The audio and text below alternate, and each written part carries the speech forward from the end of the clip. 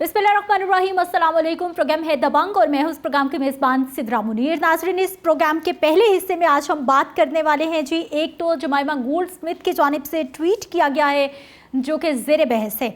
बानी पीटीआई की कैद और मुबैना इंसानी हकूक़ की खिलाफ वर्जियों पर आवाज़ उठाएं। बानी की साबिक एहलिया जमाइमा का बरतानवी हुकूमत से मुतालबा सामने आया है। जमाइमा खान ने सोशल मीडिया पर अपने पैगाम में ये कहा है कि बानी पीटीआई 3 साल से सियासी इंतकाम का निशाना बन रहे हैं और उन पर सियासी मुकदमात बनाए गए हैं और अब बरतानवी हुकूमत से वो मुतालबा कर रही है कि इस मामले में कुछ ना कुछ किया जाए। अब से कुछ देर पहले ही बानी पीटीआई की बहन नौरीन की उनसे मुलाकात करवा दी गई है और ये भी कहा गया है कि उन्होंने मुलाकात की है और अभी प्रेस कॉन्फ्रेंस होती है या नहीं होती वो बात का मामला है, लेकिन नौरीन नियाज़ी की मुलाकात बानी पीटीआई से हो गई है।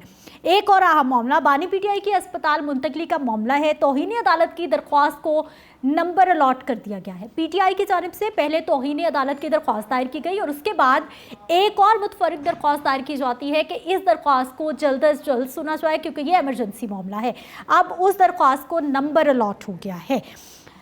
21 साबिक आलमी क्रिकेट कप्तान हैं जिन्होंने बानी पीटीआई की रिहाई के हवाले से ख़त लिख दिया है। वज़ीर आज़म को ख़त लिखा है जिसमें पूरी दुनिया के जो बड़े बड़े कप्तान हैं वो शामिल हैं, जिसमें मैं आपको बता दूं जी, डेविड गावर है, एडम ग्लस्कर है, सुनील गवास्कर है और माइक गेटिंग भी इसमें शामिल हैं, जिन्होंने ये ख़त लिखा है कि वज़ीर आज़म इमरान खान जो कि साबिक़ वज़ीर आज़म थे उनको जो कैद में रखा गया है ये बिल्कुल मुनासिब नहीं है और सरासर जो है ये इंसानी हकूक़ की खिलाफवर्जी है।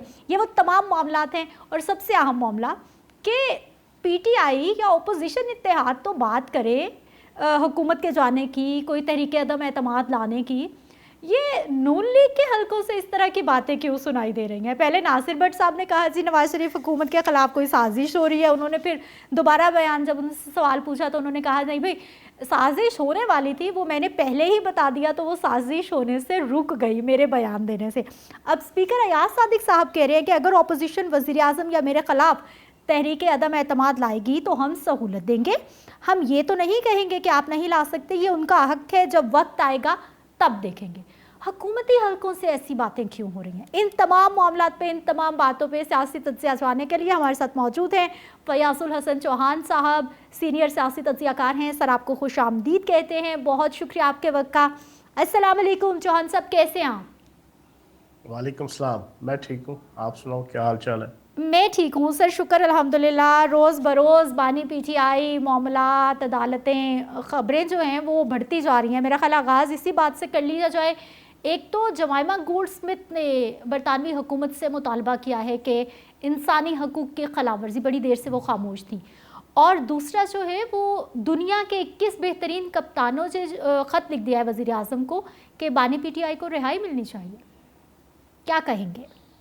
बिस्मिल्लाहिर्रहमानिर्रहीम। पहली बात तो ये है कि जमाइमा गोल्ड स्मिथ ने पाकिस्तान के आइन, पाकिस्तान के कानून, पाकिस्तान के अदालती सिस्टम में इंटरवीन करने की कोशिश की है। अच्छा। और जमाइमा गोल्ड स्मिथ को इस चीज़ का इल्म नहीं कि इनके ऊपर कोई सियासी पर्चा नहीं है, इनके ऊपर करप्शन का केस है। सही। और उन करप्शन के केसेस के 100% प्रूफ्स पाकिस्तान की रियासत के पास, इन्वेस्टिगेटिव अदारों के पास, अदालतों के पास मौजूद है। फिर सबसे बड़ा केस जो 490 मिलियन पाउंड का है वो तो जनाब ओपन एंड शट केस है जना, क्लियर केस है जना। उसके अंदर जिस तरीके से ब्राइबरी ली गई और उसकी जनाब सिले में आपने तकरीबन 2-2.5 अरब से ज़्यादा का जनाब आपने फ़ायदा उठाया। उसमें आपने जगह भी ली, उसमें आपने बिल्डिंग भी बनवाई जनाब सुहावा के करीब, उस अलकादिर ट्रस्ट के नाम से जनाब, वो जो रूहानी यूनिवर्सिटी के नाम पे। अब ये सारे केसेस अदालती हैं और प्रॉपर प्रोसिक्यूशन के ज़रिए से प्रॉपर आपके केस चले हैं 2 साल, 2.5 साल, 3 साल, 4 साल।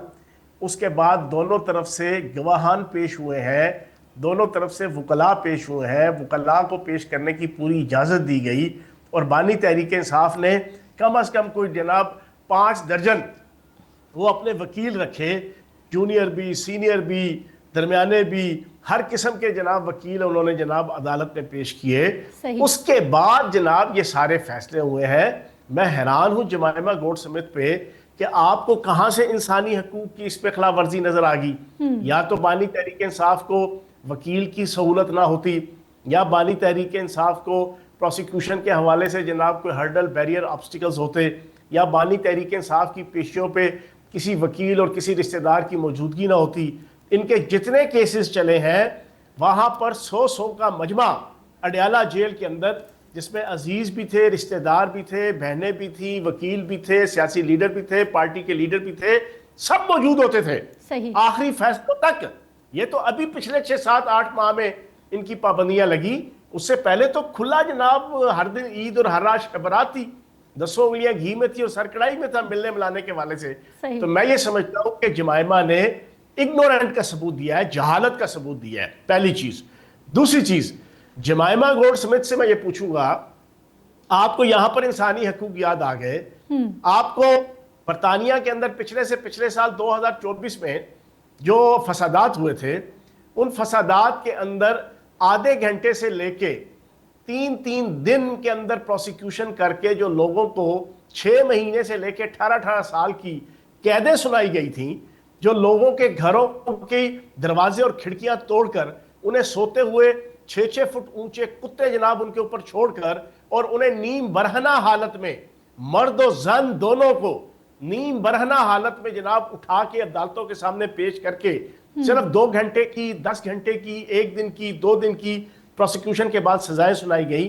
क्या वो जनाब इंसानी हकूक की खिलाफ वर्जियां नहीं थी? क्या वो जनाब इंसानियत की तजलील नहीं थी? क्या वो कानून की धज्जियां नहीं उड़ाई गई अगर ये मान लिया जाए?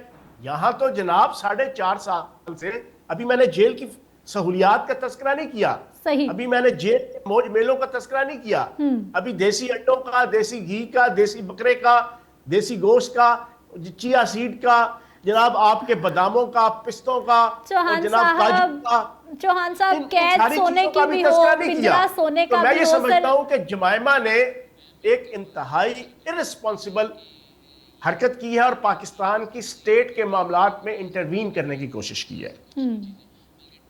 सही। चौहान साहब, कैद तो चाहे कहा जाता है कि सोने का पिंजरा हो, पिंजरा तो पिंजरा ही होता है। और फिर नौरीन न्याजी साहिबा ने जो प्रेस कॉन्फ्रेंस की, आज भी उनकी मुलाकात हुई है, अनकरीब उम्मीद है कि शायद प्रेस कॉन्फ्रेंस फिर से आ ही जाए। बानी का पैगाम लेकर जो है वो सामने आती हैं और बताती हैं कि वो बता रहे हैं कि भाई मुझे तो मोर्सी की तरह मारने की कोशिश की जा रही है, मुझे कैद तन्हाई में रखा जा रहा है, मुझे किसी तरह की कोई सहूलत नहीं मिल रही, मुझे किताबें, TV, internet, social media, TV, हर चीज़ से मुझे दूर कर दिया गया है। कुछ पढ़ने के लिए भी उनके पास मटीरियल मौजूद नहीं है। इधरा साहिबा, आपकी इत्तला क्लियर है, 4.5 साल से हम 1 नहीं, 2 नहीं, 10 नहीं, 20 नहीं, 100 नहीं, सैकड़ों हम झूठ इस पूरी तहरीक की तरफ से और बानी तहरीक इंसाफ की तरफ से, उनकी बहनों की तरफ से हम सुनते चले आ रहे हैं। सही। अब आप मुझे एक चीज बताएं, आपको हर चीज अंदर अवेलेबल है, आपको कैद तन्हाई से क्या मुराद है? मतलब है आपको 4-6 बंदे आपके साथ अंदर कैद कर दिए जाएं, उन 4-6 बंदों को या 100 बंदों, इनको हम जनाब 4 नंबर बैरक के जनाब 3 नंबर कमरे में जनाब कर दें, जिसमें मैंने भी जेल काटी हुई है स्टूडेंट लीडर की हैसियत से। 6 महीने मैंने जेल काटी हुई है अडयाला में जनाब। उनको उस बैरक में या नशेइयों की बैरक में ले जाए, या आम लोग जो गली मोहल्ले के जराइम पेशा लोग हैं, जो 70 की कमरा होता है और 150 बंदा जनाब एक कमरे में बंद होता है, आपका क्या ख्याल है कि कैद तन्हाई खत्म करके उन 150 बंदों के साथ बानी तहरीक इंसाफ को रख दिया जाए? मतलब है कैद तन्हाई का क्या मतलब है? और भाई कैद होती तन्हाई है, कैद में जनाब आपको आपके मनोरंजन के लिए जनाब मुगनिया बुलाई जाए, आपके लिए कोई डांसर बुलाया जाए, आपके लिए कोई जनाब फैमिली मेंबर आपके साथ रहाइश रखवाई जाए, आपके घर वालों को जनाब रात को जनाब कोई पत्ते और ताश खेलने की फैसिलिटी, कोई लूडो खेलने की, कोई कैरम बोर्ड खेलने की 4 बंदों के साथ फैसिलिटी दी जाए। आप कैद तन्हाई से मुझे नहीं समझ आती, तो कैद होती तन्हाई है, लेकिन आपको तो मौज मिले हैं, आपको तो जनाब पूरे की पूरी एनेक्सी मिली हुई है, आपको 8 कमरों की एनेक्सी है। सही। सिद्रा साहिबा, तसल्ली से दिल थाम के सुन लीजिएगा, 8 कमरे हैं, 4 इस तरफ, 4 इस तरफ। सही। और फिर दरमियान में सूरत सुन लें। 50 फुट चौड़ी पहले एक गैलरी है दरमियान में, जिसके ऊपर जंगला लगा होता है, पूरी सूरज की रोशनी और जनाब आपकी बारिश, पानी, हर चीज आ रही होती है। सही। फिर आपकी छत वाली गैलरी है 12-12 फुट की, 12 फुट की इधर, 12 फुट की इधर। फिर आपके वो कमरे हैं, उन कमरों में जनाब आपके मुख्तलिफ किस्म के कुक है, आलू गोश्त बनाने वाला एक है, देसी घी में देसी मुर्गी बनाने वाला एक है, आपके मुख्तलिफ किस्म की जबान की मनोरंजन को पूरा करने के लिए। चौहान साहब, अब तो ये पूरा मेन्यू आपने बताओ उसमें कौन सी कैदें लाई है, चौहान साहब इतना आपने मेन्यू रिपीट किया है, यकीन जानिए अब पूरा जेल का जो खान को मेन्यू मिल रहा है बकौल आपके, अब तो मुझे लग रहा है कि वो मुझे अजबर याद हो गया है। खुदा की खा के कह रहा हूं, जो मेन्यू है उसका मैंने सिर्फ आप 10% बताया है। अच्छा, 90% अभी नहीं बताया। अच्छा चौहान साहब, मुझे ये बताइए, आपने कहा कि जो जुमाइमा गोल्डस्मिथ कह रही हैं या फिर जो 21 साबिक आलमी कप्तानों की जानिब से दरख्वास्त की गई है, जो उनकी जानिब से डिमांड की जा रही है, आपने कहा कि ये पॉलिटिकल विक्टिमाइजेशन नहीं है, ये सियासी केसेस नहीं है। सर, पाकिस्तान की तारीख में क्या सियासी केसेस सियासी जमातों पर बनाए जाते हैं, या फिर पाकिस्तान की तारीख ही क्लियर रही है, कभी भी ऐसा नहीं हुआ, तो बानी के साथ भी ऐसा नहीं हो रहा, या फिर पहले होता रहा और अब नहीं हो रहा? पहली बात तो ये है, मैंने ये नहीं कहा सियासी केसेस है, मैंने कहा ये सियासी केसेस नहीं, ये क्रिमिनल केसेस हैं। सही। ये फौजदारी केसेस हैं। सही। करप्शन के केसेस हैं। करप्शन जो साबित शुदा है। जी जी, मैं यही कह रही हूँ। हिज एक्सीलेंसी मोहम्मद बिन सुलेमान ने इनको एक घड़ी दी जिसकी मालियत कम से कम 4 अरब रुपए के बराबर थी। 4 अरब रुपया। वो घड़ी दुनिया की कोई घड़ी साज कंपनी नहीं बनाती थी। उन्होंने पाकिस्तान की मोहब्बत में सिंगल पहली और आखिरी घड़ी उस कंपनी से बनवाई। इन्होंने वो घड़ी, उसकी अंडर इनवाइसिंग पहले की, फिर ओवर इनवाइसिंग की, वो घड़ी बेच दी तोशाखाना से। हाँ, अब जब घड़ी बेचने के बाद मार्केट में आई, तो वो मार्केट में आते आते उसी घड़ी साज कंपनी के पास पहुंच गई। साज कंपनी ने जब ये देखा, उन्होंने सऊदी शाही खानदान से राब्ता किया और हिज एक्सीलेंसी मोहम्मद बिन सुलेमान से पूछा कि यार आपने कोई और घड़ियां भी ये बनवाई थी? उन्होंने कहा कि एक घड़ी। उन्होंने कहा जी हमारे पास बिकने के बाद हमारे पास आ गई है, आगे जिसने खरीदी है वो मजीद आगे बेचने के लिए हमारे पास ले आया है। कुछ टके आने की पाकिस्तान की इज्जत छोड़ी? आप मुझे बताओ, कुछ टके आने की पाकिस्तान की रियासत की, पाकिस्तान के वजारत उज़्मा के ओहदे की कोई आपने इज्जत छोड़ी? और इस किस्म के केसेस हैं। फिर प्यालियां आपने बेच दी। यूरोप का एक मुल्क है, उसने जनाब आपको डिनर सेट दिया पिच प्यालियों का। वो आपका आता है ना गली महलों के अंदर, वो छानबूरे वाला, छानबूरा लै, लैलंदी जुतियां लै, सूखे कपड़े लै, चुकड़ी जुतियां लै। वो इन्होंने यार कोई चीज नहीं छोड़ी, पिच प्यालियां तक बेच दी। आप कहती हैं कि जनाब। अच्छा चौहान साहब, मुझे ये बताइए सर, मैंने मान ली आपकी बात, मुझे ये बताइए सर, जब पीटीआई का दौरे हुकूमत था, इसहाक डार साहब पे जिस तरह के केसेस बने, वो तो खैर बैरून मुल्क थे, उनका जो यहाँ पर घर था उसको कभी हम जो है वो क्या ये बना रहे थे, जो लंगर खाने बना रहे थे, कभी हम वो बना रहे थे, कभी गरीबों की मदद के लिए उसको बना रहे थे। फिर वही इसहाक डार साहब हैं, उन्हीं पे सारे केसेस ख़त्म हो जाते हैं, वो वापस पाकिस्तान आते हैं, वो आला ओहदे पर, नायब वज़ीर आज़म के ओहदे पर भी मौजूद हैं।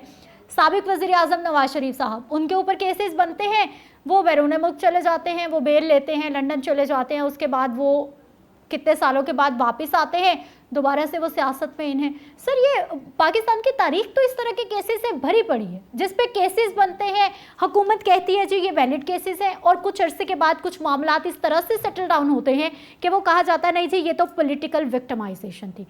तो कैसे मुमकिन है कि इस बार जो है वो हम कहें कि नहीं ये बिल्कुल मेरिट पे सब कुछ हो रहा है, या वाकई पहले पॉलिटिकल विक्टिमाइजेशन होती थी और अब नहीं हो रहा, अब सिस्टम ठीक हो गया है?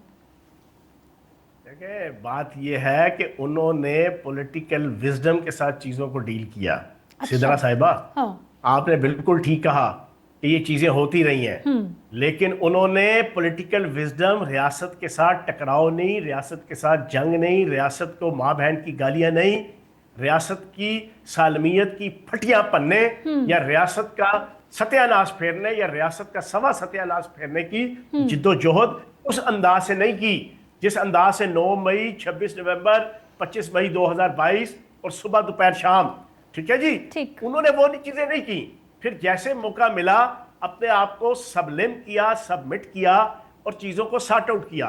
आप एक आकड़ में रहे। हमारी पंजाबी के अंदर, आप भी पंजाबी हैं, हम भी पंजाबी हैं, पंजाबी के अंदर एक मुहावरा चूड़े वाली आकड़, ठीक है ना जी, उसका मतलब ये होता है कि चौहान साहब आपने एक मिनट मेरी पूरी बात सुन लें। इसका मतलब ये होता है कि पल्ले कुछ भी नहीं है लेकिन नरगिसियत आपके अंदर बेताशा है। तो ये जो नरगिसियत है ना, ये आप रख के कहें कि अब रियासत, अब आपने देखो जुर्म किया आपने, 9 मई किया आपने, 25 मई किया आपने, 26 नवंबर किया आपने, रियासत के खिलाफ शेख मुजीबुर रहमान जैसा testified, rectified, verified, purified, simplified और साबितशुदा जो गद्दार वतन है उसको हीरो बनाया आपने। इंडिया पाकिस्तान की जंग में इंडिया के साथ यारी निभाई आपने और आपकी बहनों ने और आपके पूरे सोशल मीडिया ने और आपके अपने अकाउंट्स ने। अब आप ये सारा करने के बाद तवक्को रखें कि रियासत आपके गुनाह या आपके जुर्म में आपके साथ तावन करके अपने सरों पे बिठा के आपको जनाब जगह जगह लेके फिरे कि मेरा माही चैन छबीला मैं तो नाचूंगी। रियासत जनाब इस तरीके से आपके साथ बिहेव करे, इस तरह तो नहीं करेंगे ना। चौहान साहब मुझे ये बताइए कि चले ऑपोजिशन इत्तेहाद बात करे, ऑपोजिशन तो बात करे तो समझ आती है। पहले नासिर भट्ट साहब ने कहा जी साजिश हो रही है, उसके बाद जब दोबारा उनसे सवाल हुआ तो उन्होंने कहा नहीं भाई साजिश हो रही थी, मैंने बात कर दी तो अब वो साजिश रुक गई है। अब स्पीकर अयाज सादिक साहब कह रहे हैं कि अगर ऑपोजिशन वज़ीर आज़म या मेरे खिलाफ तहरीक अदम एतमाद लाएगी तो हम सहूलत देंगे, हम ये तो नहीं कहेंगे कि आप नहीं ला सकते, ये उनका हक है, जब वक्त आएगा तब देखेंगे। सर मैंने सवाल आपके आगे रख दिया है, मुझे एक ब्रेक पे जाना है, वापस आती हूँ तो इस पे आपका तज्जिया लेते हैं। Welcome back. ब्रेक से पहले मैंने चौहान साहब के आगे सवाल रखा था कि पहले नासिर भट्ट साहब और अब स्पीकर अयाज सादिक साहब क्यों साजिश की बातें कर रहे हैं, क्यों तहरीक अदम एतमाद लाने की बातें कर रहे हैं। चौहान साहब सर अपने ही हलकों से क्यों बातें हो रही हैं इस तरह की? देखिए आप एक नासिर भट्ट बार बार तस्करा करती हैं कि पिंडीवाल है, वो कोई तर्जमान नहीं है, ठीक है ना, उसका नून लीग का या हुकूमत का, वो तर्जमान नहीं है, वो एक सेनेटर है। उन्हें उस वक्त हालात और वाक़यात का नहीं पता था और अचानक जनाब यूट्यूबर्स और मुख्तलिफ सहाफ़ियों ने माइक उनके मुंह में रखा, उनको समझ रहा है, उन्होंने एक बात कर दी। दूसरी चीज़ ये है कि अयाज साहब ने आपके सामने एक चीज़ रख दी कि कई दफ़ा हमने PTI को बुलाया। PTI का मसला ये है कि PTI बानी तहरीक इंसाफ से शुरू होती है, बानी तहरीक इंसाफ पे ख़त्म हो जाती है। सही।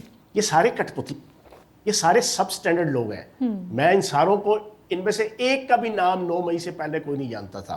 प्रेस्टन गोहर का नाम कोई जानता था? हाँ, शाहिद खट्टक का नाम कोई जानता था? आप मुझे बताएं। सुलेमान अकरम राजा का बीइंग अ पॉलिटिकल वर्कर कोई नाम जानता था? और उसके अलावा जितने यहाँ पे लोग हैं, वकील हैं या गैर वकील हैं, इनको कोई नहीं जानता था।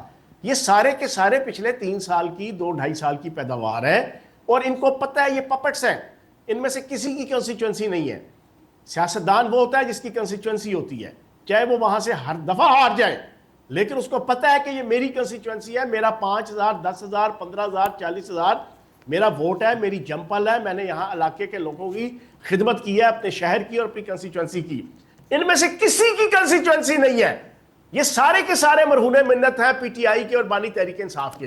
अब इनकी जुर्रत नहीं है कि कोई हक सच बात कर सके, कोई राय दे सके, कोई पार्टी के अंदर समझते हो कि अलीमा बाजी गलत कह रही है, नौरीन बाजी गलत कह रही है, बानी तहरीक इंसाफ गलत कह रहा है, उसको समझाए कि नहीं यार आपकी ये बात ठीक नहीं है, आप सियासी तरीके से ये फैसला करें, ये ना करें, ये पॉलिसी बनाए, ये ना बनाए। ये किसी में दम खम ना है ना हो सकता है। अब उसमें जब भी अयाज सादिक साहब ने या बाकी अपोजिशन ने इनको ऑफर की, हत्ता के ट्रेजरी बेंच से पीपल्स पार्टी ने इनको कई दफा ऑफर की, ये जनाब नहीं उस पे आते।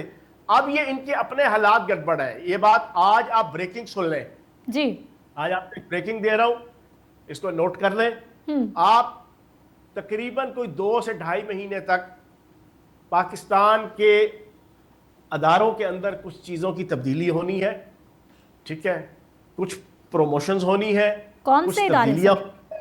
उसके बाद अगर इस 2.5-3 महीने के अरसे के अंदर बानी तहरीक इंसाफ ने कोई ऐसा एटीट्यूड इख्तियार कर लिया कि जो पॉलिटिकल होगा और 9 मई के हवाले से और अपनी इस पूरी तहरीक के हवाले से किसी शर्मिंदगी का इजहार करके रियासत से और इस्टेब्लिशमेंट के साथ अपने मामलात सॉर्ट आउट कर लिए तो ठीक है।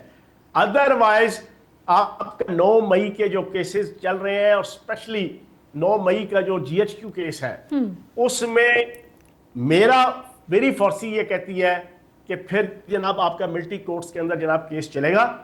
मिलिट्री कोर्ट्स के अंदर बुशरा बीबी, फैज हमीद और बानी तहरीक इंसाफ तीनों को इंतहाई सवीर सजा जो है ना, जो टॉप क्लास की सवीर सजा है, सही, उस पे अमल दरामद होता है या नहीं होता है ये मैं दावा नहीं करता, अच्छा, लेकिन वो सजा हो जाएगी। उसी से बचने के लिए अब जमाइमा भी एक्टिव हुई है, हुण सारे कप्तान एक्टिव कीते हुए हैं। अब जनाब डील भी पूरी कोशिश की जा रहे हैं। उसी के लिए जनाब अशफा में वो सारी बढ़के जो बानी तहरीक इंसाफ मारा करते थे कि ये जाते हैं जेलों में तो फिर इनको अस्पताल याद आ जाते हैं, ये बीमार हो जाते हैं, फिर ये अस्पतालों में मौज करते हैं। अपना चाटा वापस इन्होंने इस पूरे क्राइसिस के अंदर किया। क्यों? कि अब इनको समझ आ रहा है कि एंड आ गया। अच्छा चौहान उन्हें साहब, समझ आ गया है कि सिस्टम के अंदर जहां जहां पे लूप होल थे जिसकी वजह से एस्टेब्लिशमेंट को या पाकिस्तान की हुकूमत को कुछ प्रॉब्लम्स आ रही थी अपने मामलात को एग्जीक्यूट करने में, अब वो सारे खत्म होने वाले हैं अगले 2-2.5 महीनों के अंदर। ठीक, फिर उसके बाद चीजें बड़ी बदल जाएंगी। अच्छा चौहान साहब, अब ये हाँ चौहान साहब, ये जो मेरा ख्याल है, जो अगर मैं समझने में गलती नहीं करी तो आपने पहले भी प्रोग्राम में कहा ये 28वीं तरमीम की तरफ आपका कहीं ना कहीं इशारा है। ऑब्वियसली चीज़ें तब्दील होंगी तो बहुत सारे मामला जो हैं वो वैसे ही तब्दील हो जाएंगे। अगर नहीं, ओके, फिर मुझे ये बताइए कि किसकी प्रमोशन होने जा रही है, कौन खुशकिस्मत है जिसकी प्रमोशन होने जा रही है और कहाँ पर तब्दीली आने जा रही है। और दूसरा अहम पॉइंट ये भी है, बहुत सी ऐसी तब्दीलियां हैं जो अभी अदारों के अंदर आने वाली हैं। पुराने लोग फारिग होने वाले हैं, नए लोग आने वाले हैं, नए लोग एज आ जिम्मेदार वो सीटों पे बैठेंगे। हाँ। पुराने लोगों के हवाले से 100 चीज़ें थी, 100 चीज़ें चल रही थी। अब जब जो नई चीज़ें आएंगी उसके साथ 28वीं तरमीम भी आएगी तो फिर चिरागों में रोशनी नहीं रहेगी। अच्छा, मिनिस्ट्रीज बदलेंगी या फिर सदर मुमलिकत, वजीर आजम, वजीर आला, पॉलिटिकल की मैं बात ही नहीं कर रहा, मैं अदारों की बात कर रहा हूँ, पॉलिटिकल की बात ही नहीं कर रहा। ठीक है, ठीक है, इदारों में पॉलिटिकल उधर ही है सारा कुछ। शहबाज शरीफ साहब 5 साल टिके हुए हैं, एक बात याद रख लें। ठीक, ना मोहसिन नकवी साहब ने वजीर आजम बनना है, ना उनकी ख्वाहिश है, ना उसका इजहार भी उन्होंने कर दिया है। ये सारी रूमर्स है तहरीक इंसाफ की तरफ से बाहर बैठे हुए वो सारे मुल्क दुश्मन अनासिर हैं कि जो पाकिस्तान की सियासत को डिस्टेबलाइज और पाकिस्तान की इकॉनमी को डिस्टेबलाइज करने के लिए ये सारे मामलात करते हैं। एक सुप्रीम कोर्ट का फैसला आया कि शफा हॉस्पिटल में लेके आओ, पाकिस्तान की हिस्ट्री में सबसे बुरे तरीके से आपकी एक्सचेंज रेट जो ना वो आपका क्रैश हो गया जनाब, स्टॉक एक्सचेंज। ठीक है जी। तो ये लोग मुख्तलिफ किस्म की हर महीने ये बातें करके पाकिस्तान की इकोनॉमी का बेड़ा गर्क रखते हैं। अच्छा चौहान सर, चल रही है। मैंने मान ली सर, आपकी सारी बातें मान ली, लेकिन सर तहरीक अदम एतमाद बानी PTI के खिलाफ 2022 में इसलिए लाई गई थी, महंगाई बहुत ज़्यादा है। PDM इसलिए बनी थी, उस वक्त भी मौलाना फजलुर रहमान साहब लीड कर रहे थे और उस वक्त भी PDM बनी। फिर आसपास हम देखते थे शहबाज शरीफ साहब मौजूद होते थे, मरियम साहिबा मौजूद होती थी, हमजा शहबाज मौजूद होते थे और आए रोज़ जो है वो प्रेस कॉन्फ्रेंसेस, पूरा एक ग्रैंड अलायंस बना लिया था इन्होंने। हुकूमत इन्होंने PTI की गिरा दी, उसके बाद इनसे कुछ नहीं हुआ। और ये जो पॉलिटिकल इंस्टेबिलिटी की बात हो रही है सर, ये रातों रात तो नहीं आई, ये 1 साल में तो नहीं आई, ये 1.5 साल में तो नहीं आई सर, ये तो पिछले कई सालों का वो पौधा बोया हुआ है जो आज हम काट रहे हैं, वो फसल हम काट रहे हैं जो कि मुसलसल सियासतदान जो है वो इसको पानी दे रहे थे और बोते जा रहे थे। और दूसरा सर, मुत्तहिदा ओपोजिशन एक बार फिर इकट्ठी है, मौलाना फजलुर रहमान फिर से लीड कर रहे हैं। हाँ, चेहरे बदल गए हैं, पहले PTI के खिलाफ थे, अब PTI के साथ मिलकर कोई अलायंस बनने जा रहा है। और साबिक वज़ीर आज़म खाकान अब्बासी साहब मिले हैं मौलाना साहब से, मिफ्ता इस्माइल मिले हैं उनसे। ये वाकई कुछ बड़ा होने जा रहा है, कोई तब्दीली ये ले आएंगे ओपोजिशन इत्तेहाद वाले या फिर? सिदरा साहिबा, आप यंग हैं और नई नई सहाफत के अंदर है। सही। आपको जरा मैं माजी के कुछ चीजें याद दिला दूं। 1999 का जो सारा मामला हुआ और फिर 2001 के अंदर नवाज शरीफ साहब पाकिस्तान से रातों रात जब गए थे, निकल गए जी। तो उस रात से पहले का जो दिन था ना जी, पूरी अपोजिशन के साथ मिलके नून लीग की तरफ से अपोजिशन की तहरीक चलाने के पूरे नारे और प्रेस कॉन्फ्रेंस जनाब हो रही थी। इधर ये हो रहा था, उधर जनाब रात को सारे का सारा उन्होंने अपना आप को एक पॉलिटिकल विजडम के तहत वो लोग वहां से चले गए अपनी जान छुड़ा के, और बिल्कुल ठीक किया उन्होंने जान है तो जहान है। सही। जान होगी तो फिर उसके बाद सियासत होगी ना, जब जान ही नहीं होगी तो सियासत अचार डालना है। ठीक है ना जी। इसी तरीके से आप इन बातों में ना जाए। पीटीआई अपनी डील कर रही है, पीटीआई ने अपनी डील की अच्छी खासी चीजें डील कर ली है। सही। ठीक है ना, डील को डील कर दिया है इन्होंने। अगर डील हो गई तो सब माफ हो जाएगा। देखिए मैं आपको बता रहा हूं कि अभी उसकी इम्प्लीमेंटेशन के हवाले से बहुत सी चीजें हैं, वो कॉन्फिडेंस बिल्डिंग मेजर्स हैं। ठीक है। सीबीएम्स। ठीक। सीबीएम्स जनाब दोनों तरफ से वो देखने को नजर आएंगे। उसके बाद चीजें मटेरियलाइज होंगी, और हो गई तो वेल एंड गुड, ना हुई तो जो ब्रेकिंग मैंने आपको दी है ना, फिर चिरागों में रोशनी नहीं रहेगी। अच्छा चौहान साहब, मैंने आपको बता दिया। डील आपने कहा, डील होने वाली है, बड़े दिनों से आप बात कर रहे हैं। सर अगर डील हो जाती है, फर्ज करें हो गई, पूरी पीटीआई की जो जमात है वो अच्छा बच्चा बन जाती है, वो मान लेते हैं जो जो कहा जाता है और वो कहते हैं यस बॉस, सारी मानी गई, सारी सजाएं माफ हो जाएंगी, बानी की रिहाई हो जाएगी, सारे जो अताब हैं वो खत्म हो जाएंगे या नहीं? मैंने बताया है कि असेंबली एज इट इज रहेगी, ठीक, हुकूमत एज इट इज रहेगी, शहबाज शरीफ साहब एज इट इज वजीर आजम रहेंगे। बानी तहरीक इंसाफ को हस्पताल में या बनी गाला में सब जेल करार देकर एक ऑप्शन हो सकता है। ठीक, वो यहीं पे रहेंगे, ना उनको कोई बाहर भेजेगा, क्योंकि उनको बाहर भेजने का रिस्क कोई नहीं ले सकता। ठीक, कि उनका कोई एतबार नहीं है। ठीक है ना, उनकी कोई गारंटी ना कोई दे सकता है ना कोई ले सकता है। हत्ता कि बुशरा बीबी उनकी गारंटी नहीं दे सकती, और अब तो हालात ये है कि बुशरा बीबी की गारंटी बानी तहरीक इंसाफ नहीं दे सकते। सर बाहर जाना होता तो वो चले जाते ना। 3 साल से वो बेचारे क्यों कैदे तन्हाई में बैठे हैं? वो तब से प्लेटलेट्स अपने ऊपर नीचे करते, आराम से वो बाहर जाना होता, वो अब तक चले गए होते, सियासत से निकल जाते, बाहर चले जाते, हालात ठीक हो जाते। सिद्रा साहिबा, अगर किसी ने इंसेंटिव दिया होता तो तब ना। सही। ये सारी बातें हैं, आप लोग बैठे हुए हैं लाहौर जी। ठीक है ना, हम यहाँ बैठे हैं पिंडी इस्लामाबाद में। सही। ठीक है, और यहाँ पे जो हालात है, और अडयाला जेल भी इधर ही है, और मैं वजीर जेल खाना जात रहा हूँ, और मेरा होम स्टेशन का जेल है। मुझे वार्डन से लेके बाकी सारे जितने मुझे याद हो गया है। आपकी इतला के लिए अर्ज है जी। ये सोशल मीडिया की सारी चवले और बवेलियां थी कि आज एक जनरल गया तो उसने पाँव पकड़ लिया, आज 3 जनरल गए तो उन्होंने पाँव पकड़ लिया, आज कर्नल गया तो उसने ठोडी पकड़ ली, आज 4 रिटायर्ड जनाब जनरल गए तो उन्होंने ठोडी पकड़ ली।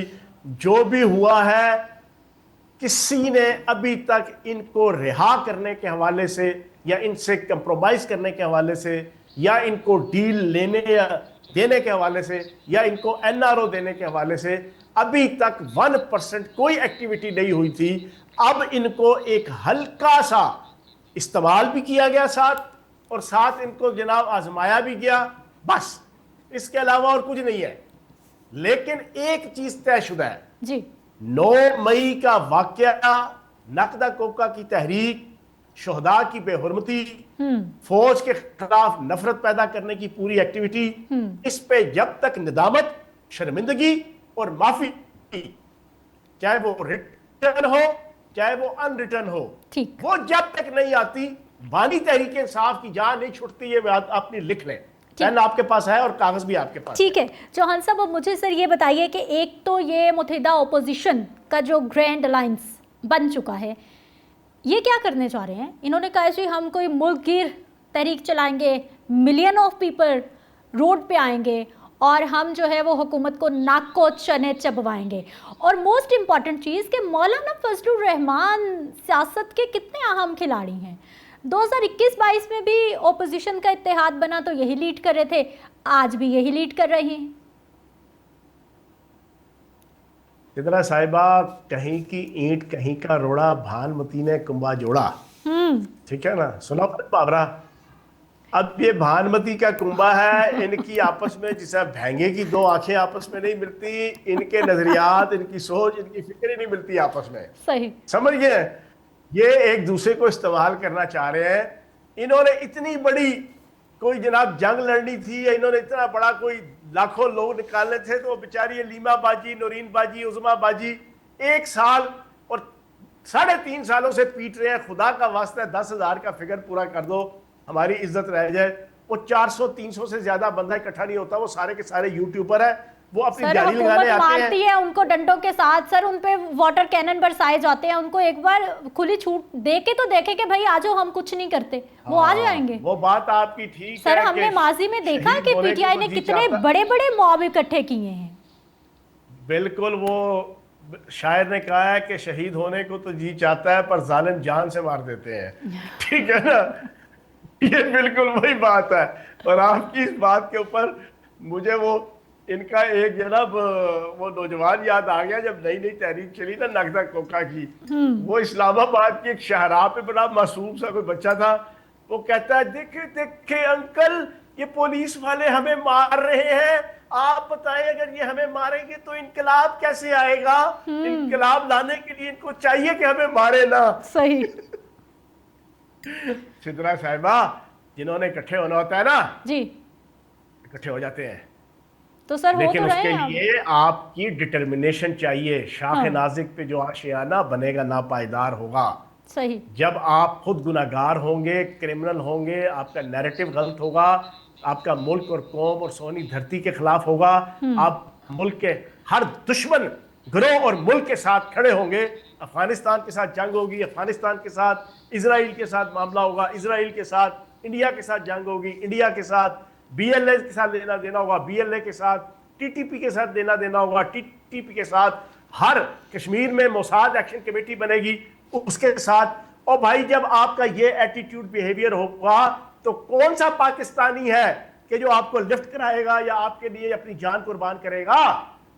ये सोशल मीडिया की बातें हैं सिद्रा साहिबा, आप सोशल मीडिया पे सारा दिन देखते हैं, बस उसी पे खुश रहा करो, उसी पे ये सोशल मीडिया वाले भी खुश रहते हैं। चौहान साहब पाकिस्तान की सियासत में सर कौन दूध का धुला है, मुझे ये बताइए कि कौन दूध का धुला हुआ है पाकिस्तान की सियासत में। जितने भी पॉलिटिशियंस हैं इनके अपने मफादात है ना सर, इनकी अपनी कुर्सियों की, इनकी अपनी वजारतों की लड़ाइयां हैं। मान ली जाती है तो सब अच्छा है, नहीं मानी जाती तो सब बुरा हो जाता है।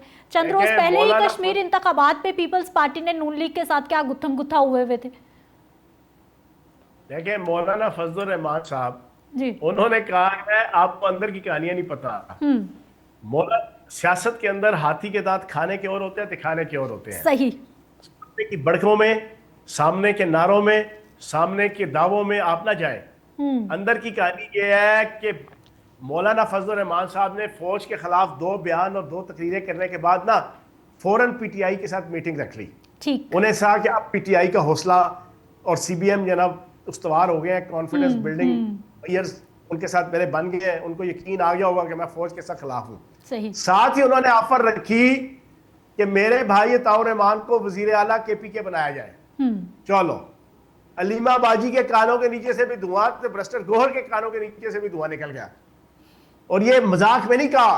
सही। जब पीटीआई की लीडरशिप ने कहा कि मौलाना साहब जनाब हाथ थोला रखो, कोई अकल हाथ पाओ, ये जनाब के तुसी मांगते पे हो, तो आगे से उन्होंने दलील दी।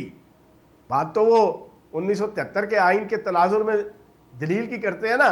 उन्होंने कहा अगर आप पंजाब जैसे 12 करोड़ के सूबे में चौधरी परवेज लाई साहब को 10 सीटों के ऊपर वजारत आला दे सकते हो तो मेरे भाई अताउर रहमान की कमी है। हाँ, कैल्शियम की कमी है क्या, या किसी आयरन की कमी है, उनमें किस चीज की कमी है। चौहान साहब अब मौलाना साहब को क्या चाहिए ये भी बताएं। हाँ, अब क्या चाहिए मौलाना साहब को, अब किस तरह से इनको बनाया जा सकता है। बड़े ही गाक है, वो इनको इस्तेमाल कर रहे हैं। उनका प्लान ये है कि अगले इलेक्शन में, क्योंकि एस्टेब्लिशमेंट ने तो अब इनको लिफ्ट नहीं करानी, रियासत और एस्टेब्लिशमेंट की तरफ से तो लगा दो काटा कि कोई इनको जनाब कोई प्रोटोकॉल या कोई अहमियत या कोई मामलात। अब वो अपनी सीटें बचाने के लिए पीटीआई के साथ अगले इलेक्शन के अंदर कोई सीट एडजस्टमेंट के चक्रों में है। लेकिन उन्हें ये नहीं पता कि पीटीआई के अपने हालात पतले हैं पब्लिक के अंदर। 13 साल से पार्टी इक्तदार में है और वहां पे आपकी इत्तला के लिए अर्ज है, हरीपुर के अंदर बच्ची अगवा हुई 15 दिन पहले।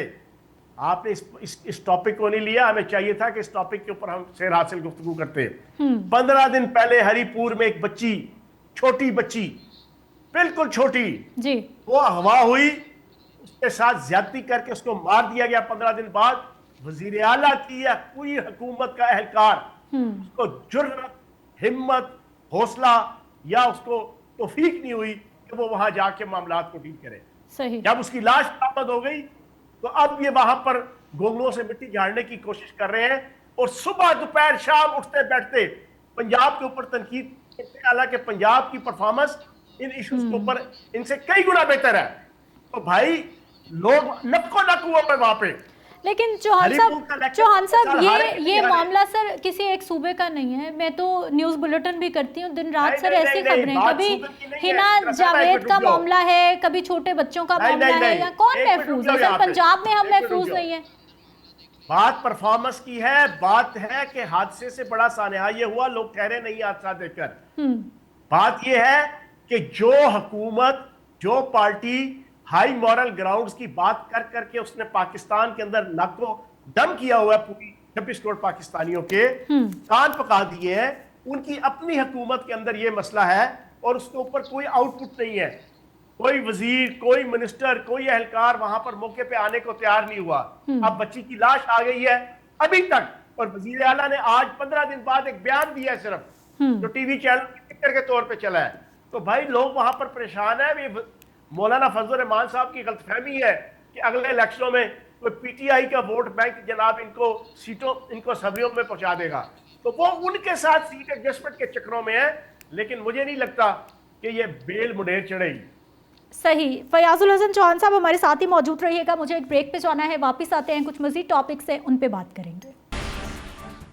ब्रेक के बाद एक बार फिर से आपको खुश आमदीद कहते हैं नाज़रीन। जमात इस्लामी इस वक्त एहतजाज पे है। लाहौर में अगर मैं बात करूं तो मैं हर रोज़ आती हूं और देखती हूं कि लाहौर का जो चेरिंग क्रॉस है, फैसल चौक है, पंजाब असम्बली के बिल्कुल सामने, वहाँ से एहतजाज शुरू हो रहा है और आगे रीगल तक जो है वो उनका प्रॉपर उन्होंने बंद किया हुआ है, आने और जाने वाली दोनों सड़कें। वहाँ पे चेयर्स लगी हैं, वहाँ पे पिंडाल सस्ता है, वहाँ पे शाम को लोग आते हैं, वहाँ पर बाकायदा कंटेनर वॉशरूम्स मौजूद हैं, वहाँ पे खाने पीने का इंतज़ाम मौजूद है, वहाँ पे ठंडे पानी के कंटेनर्स रखे हुए, ड्रम्स रखे हुए, लोगों को ठंडा पानी मिलता है। वहाँ पर लोगों के इस्तेमाल के लिए, वॉशरूम के इस्तेमाल के लिए पानी की बाकायदा टैब्स लगी हुई हैं, यानी एक प्रॉपर मुनज़्ज़म धरना दिया जा रहा है। ये धरना हो कैसे रहा है? क्योंकि माजी में कुछ सालों से मैं देख रही हूँ कि अगर असातिज़ा रोड्स पे निकलते हैं, यंग डॉक्टर्स रोड्स पे निकलते हैं, पैरामेडिक्स रोड्स पे निकलते हैं, या फिर कोई भी तंजीम रोड पर निकलती है, तो 1 मिनट से पहले वाटर कैनन आते हैं, 1 मिनट से पहले नफरी आती है, और ख़ास तौर पर मॉल रोड की अगर हम बात करते हैं तो वहाँ पर दिफा 144 भी नाफिज है, VVIP रोड है, कैसे इजाज़त मिली हुई। और फिर जमात इस्लामी 13 रबीउल अव्वल को, यानी कि कल बुध है, 12 रबीउल अव्वल का दिन है, और परसों जुमेरात के रोज़ से मुल्क गिर एहतजाज करने जा रही है। पूरे मुल्क में वो चारों सूबों में पहले ही एहतजाज पर है, लेकिन अब वो कह रहे हैं कि मुल्क गिर हड़ताल का ऐलान किया गया है और वज़ीर आला हाउसेस के बाहर। चौहान साहब सर, सबसे पहले तो ये मुझे समझाइए ज़रा, मैं परेशान हूँ। माजी में मैंने नहीं देखा, काफ़ी अरसा हो गया है कि किसी को एहतजाज की या फिर एक दिन भी सड़क पे निकलने की इजाज़त मिली हो। ये जमात इस्लामी इतनी तगड़ी होकर किस तरह के से रोड्स पे बैठी हुई है इतने दिनों से? ये है कि a man is known by his company he keeps, ठीक है ना जी। अच्छा, मैन भी जो है ना अब अपनी कंपनी से पहचाना जाता है, ग्रोह भी अपनी कंपनी से पहचाना जाता है, अपनी हरकतों से पहचाना जाता है।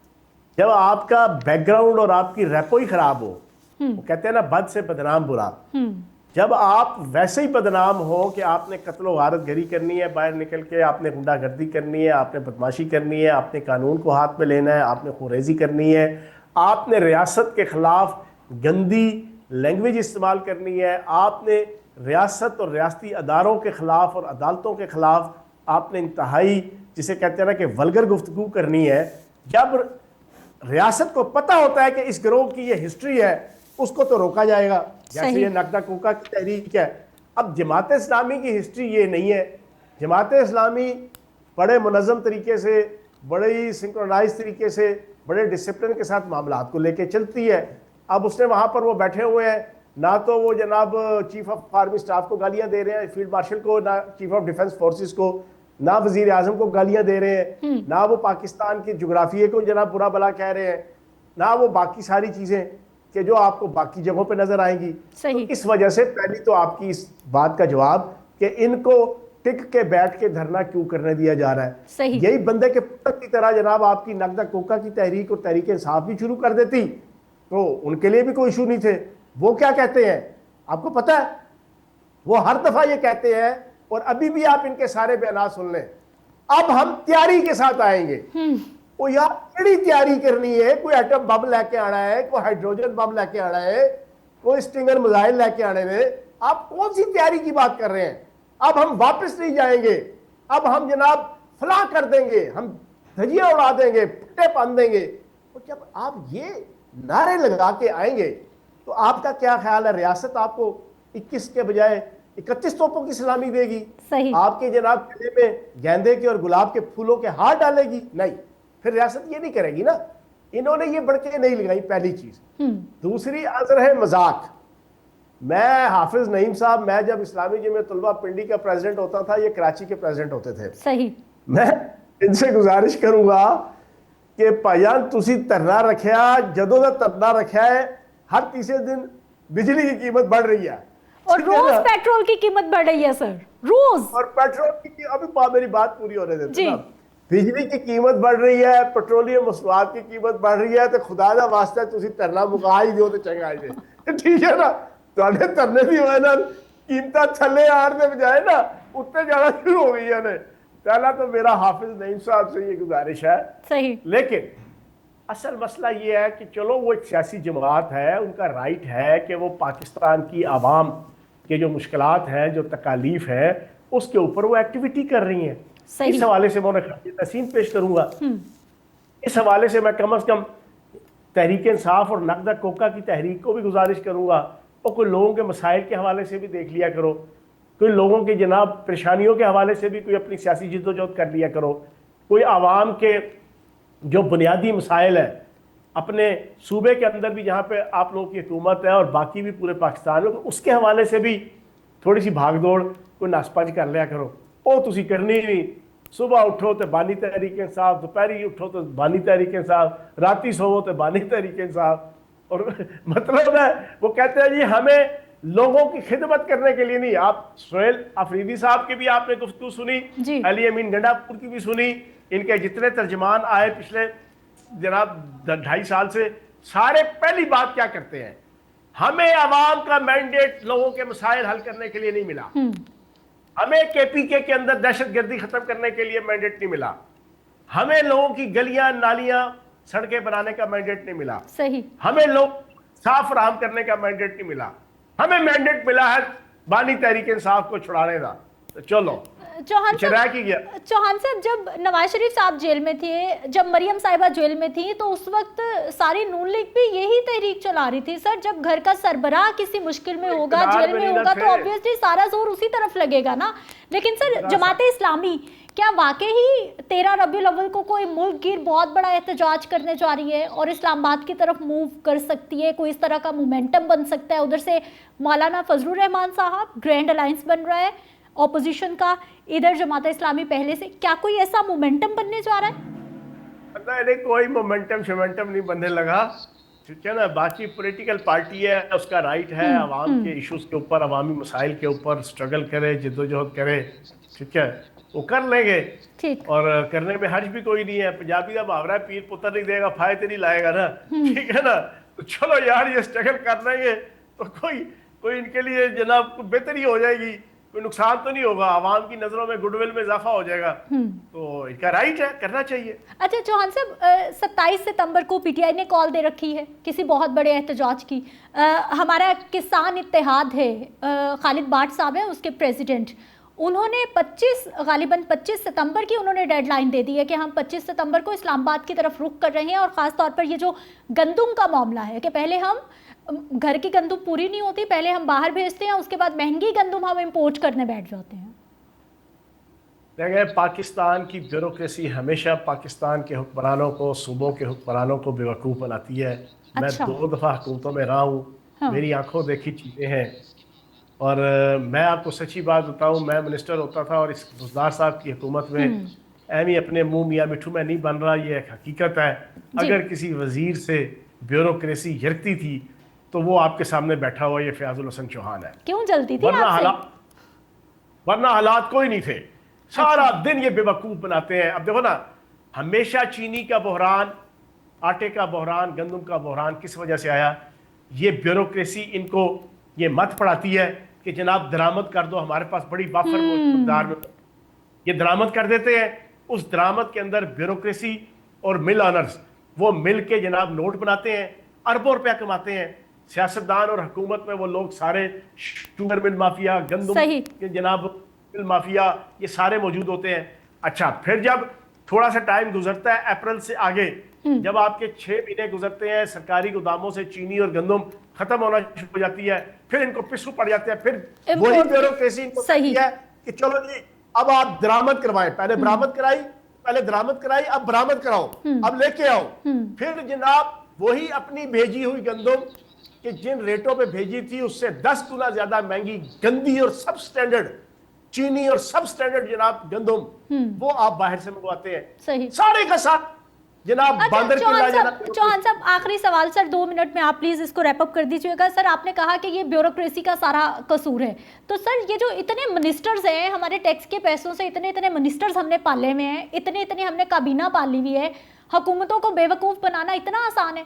हर साल यही होता है, ये कोई नया इशू नहीं है सर, हर साल यही होता है। इसका मतलब है कि जमात इस्लामी बिल्कुल सही एहतजाज कर रही है, वो आईपीपीस का मामला उठा रही है, वो महंगाई का ठीक कर एहतजाज ठीक कर रही है। हर हुकूमत के अंदर वो माफिया मौजूद होता है ना, सियासतदान वो मौजूद होते हैं मिनिस्टर्स की सूरत में, जिनकी फ्लोर मिलें होती हैं, जिनकी शुगर मिलें होती हैं, जिनके अपने मफादात होते हैं, वो सारे मौजूद होते हैं। सही। लेकिन उसके ऊपर कभी चेक एंड बैलेंस नहीं हुआ, उस पर कभी किसी को सजा नहीं हुई। आप देखें इस वक्त पाकिस्तान में सबसे ज्यादा ब्यूरोक्रेट है, रिटायर्ड भी और हाजिर सर्विस भी, सही, जिनके खरबों डॉलर बाहर मौजूद हैं। बिल्कुल है। सियासतदान तो मुफ्त का जनाब बदनाम है ना, बिल्कुल। इन ब्यूरोक्रेट्स के हवाले से कभी कोई पुछ पड़तीत नहीं हुई, इन्हीं के फैसले होते हैं। अगर विजिलेंट मिनिस्टर होगा, मैंने आपको याद है, आपको पहले प्रोग्राम के अंदर हमने दबंग के पहले प्रोग्राम में मैंने आपको कहा था कि अकेला वजीर आला या वजीर आजम इनकलाब नहीं ला सकता सही, जब तक उसकी पूरी टीम में विजिलेंट किस्म के मिनिस्टर्स नहीं होंगे। जो आपके 8-10 अहम महकमे हैं वफाक और सूबों के अंदर, उसमें समझदार, दिलेर, दबंग, बासलाहियत, पढ़े लिखे, कुव्वत फैसला वाले लीडर टाइप आपके जनाब मिनिस्टर होंगे, तो वो ब्यूरोक्रेसी को नच डाल सकते हैं। चौहान साहब, इसका मतलब है आपने बनाया होगा मिनिस्टर, आपको लगता है कबीना किसी खाते में नहीं है, कोई नहीं पूछने वाला मिनिस्टर्स को, कोई इनकी नहीं चलती, ना वो कैपेबल हैं जिन सीट्स पे वो हैं। देखिए पंजाब के हवाले से तो आप सुन लें कि पंजाब के अंदर शहबाज शरीफ साहब ने अपने पिछले जो 2 टेन्योर थे 2008 से 2018 के, उसमें अमेंडमेंट ले आए थे, मिनिस्टर की वैल्यू कोई नहीं है। सही। मिनिस्टर उक्का फारेगा पंजाब में, केपीके में फिर भी मिनिस्टर के पास इख्तियार है। पंजाब के अंदर तमाम तर इख्तियारात या चीफ मिनिस्टर के पास है, सही, या चीफ सेक्रेटरी के पास है, या आपके तमाम सेक्रेटरीज जो डिपार्टमेंट के हैं उनके पास है। मिनिस्टर की हैसियत सिर्फ सेरेमोनी जनाब से कहते हैं ना कि एक मसनूई किस्म की एक जनाब है जिसमें वो मशवरा दे सकता है, कोई पॉलिसी बना सकता है, लेकिन ना किसी की प्रमोशन, ना किसी की डिमोशन। क्यों बोझ रखा हुआ है? फिर हटाएं इनको, अगर इनका फायदा कोई नहीं है तो। इदारे के अंदर वो नहीं कर सकता, अपने डिपार्टमेंट में नहीं कर सकता। सही। तो चौहान साहब इनको हटाएं, फिर क्यों बोझ रखा हुआ है इतना? क्यों गवर्नमेंट ने बोझ उठाया हुआ है इनका?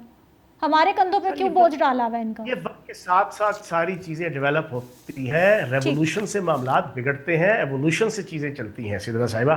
ठीक है, ये वक्त के साथ साथ सारी चीजें आएंगी, लेकिन बहरहाल ये मुतालबात जमात इस्लामी के ठीक है। बहुत शुक्रिया चौहान साहब, आप हमारे साथ मौजूद रहे। आपने बताया कि जो रेवोल्यूशन है उससे चीज़ें बिगड़ जाती हैं और हमेशा एवोल्यूशन से चीज़ें बेहतर होती हैं। अल्लाह करे कि कभी आवाम के लिए भी कोई बेहतरी आए। हाँ, सियासतदानों के लिए, मिनिस्टर्स के लिए, इनके लिए तो बेहतरियाँ ही बेहतरियाँ हैं। अल्लाह करे कि कोई वो भी वक्त आए कि जब वाकई ही आवाम के लिए हकीकी मानों में कोई तब्दीली आए और आवाम की ज़िंदगियों में कोई आसानी लाने वाला पाकिस्तान को हुक्मरान मिल जाए। मुझे इजाज़त दीजिए, अगले प्रोग्राम में मुलाकात होगी। अल्लाह ने के बाद।